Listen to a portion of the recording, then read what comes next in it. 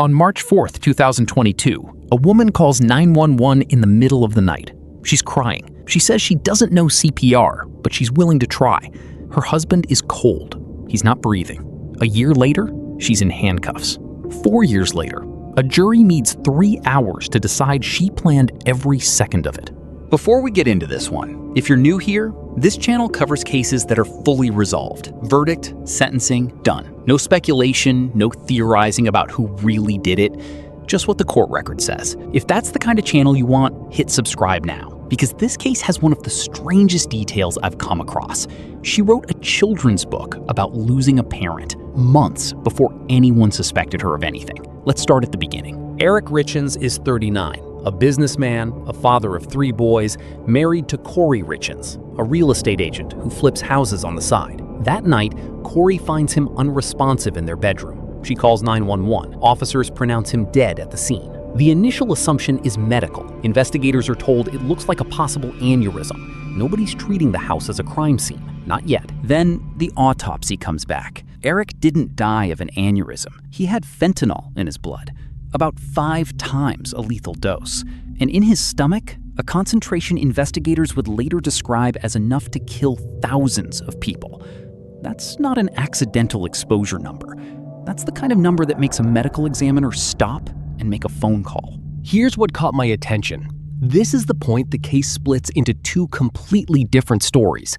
In the version Corey will tell for the next 4 years, Eric was a man managing chronic pain, marijuana gummies, hydrocodone, and this was a terrible private accident. In the version prosecutors spend 3 weeks building in court, this wasn't the first attempt, it was the second. To understand why investigators didn't buy the accident theory, you have to go back 3 years to a family trip to Greece. According to testimony that surfaces later, Eric became violently ill after drinking something Corey had prepared for him. He didn't go to the police. He didn't even go to Corey. He went to his sister and told her privately he believed his wife had tried to poison him. He kept living with her anyway. That's the detail that's hard to sit with. Whatever happened in Greece, it didn't end the marriage. Eric creates a living trust, moving his business interests and the family home into it, and naming his sister Katie, not Corey, as trustee. This is where I need to pause, because a husband quietly protecting assets from his own wife more than a year before he dies is not a neutral fact. It's a man who suspected something and started building a wall. Weeks before Eric's death, prosecutors allege there's a first attempt. Eric becomes sick after Corey allegedly slips something into his food or drink. He survives. It becomes its own charge later, attempted aggravated murder. Whatever happened that night, it didn't stop what came next. This is where the state builds its most specific allegation, that Corey mixed Eric a Moscow Mule, spiked with a lethal dose of fentanyl, and served it to him hours before he was found dead. The defense spends the whole trial arguing prosecutors never actually proved how the drug got into his system.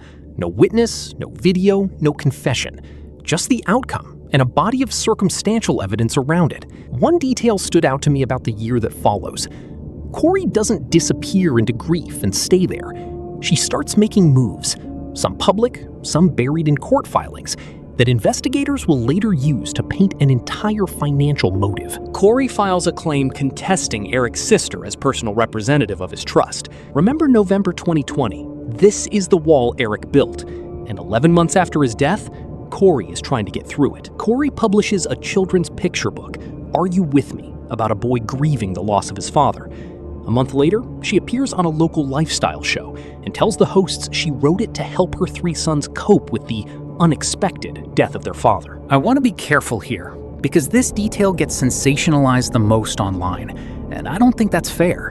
Grief takes strange forms. People cope in ways that look, from the outside, uncomfortable in hindsight. On its own, a grieving mother writing a book is not evidence of anything.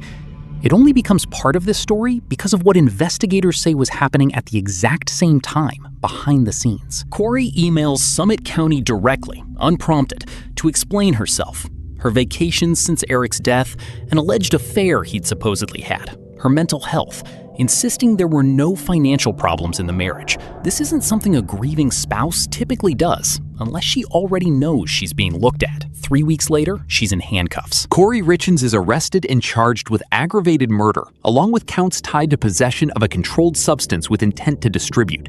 Investigators say they'd found Google searches on her devices asking what constitutes a lethal dose of fentanyl.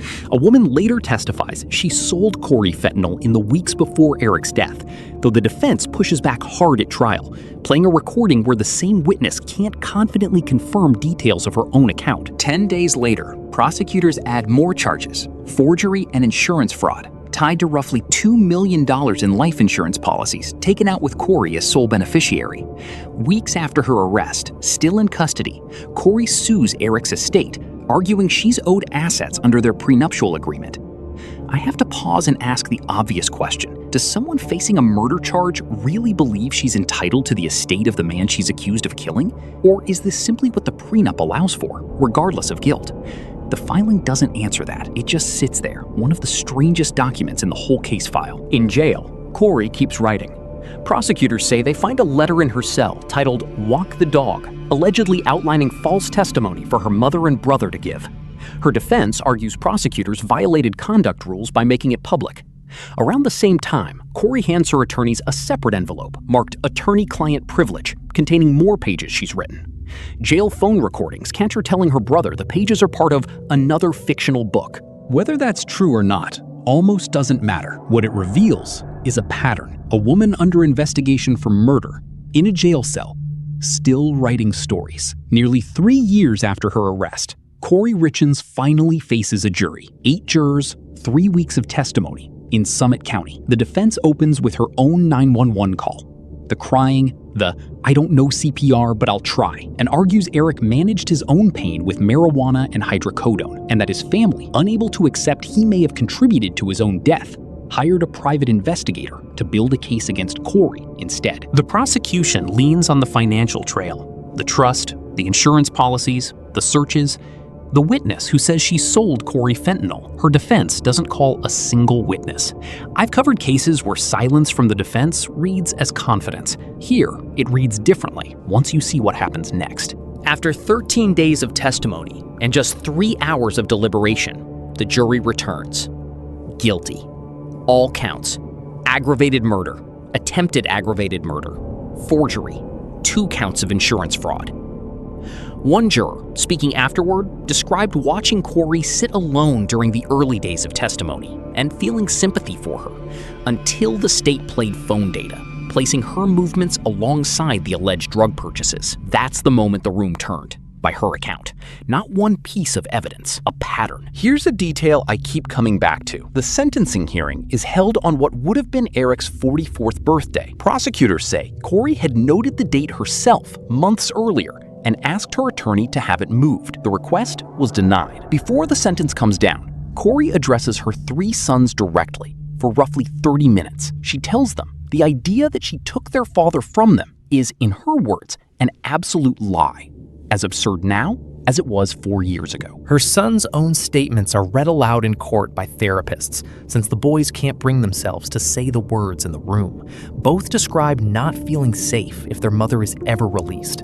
Judge Richard Mrazek sentences her to life in prison without the possibility of parole, the maximum available since prosecutors took the death penalty off the table shortly after her 2023 arrest. Her attorney says they intend to appeal. I keep coming back to the trust, not the murder charge, not the fentanyl, not even the book. The trust Eric quietly built in November 2020, naming his sister instead of his wife more than a year before he died. Somewhere in that filing cabinet is a version of this story where a husband already knew exactly what he was protecting himself from and did it anyway, quietly, without ever calling the police. I don't know what that tells you. I'm honestly not sure what it tells me either.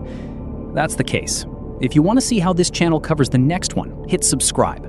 We're going case by case, only ones with an ending, and I'll see you in the next file.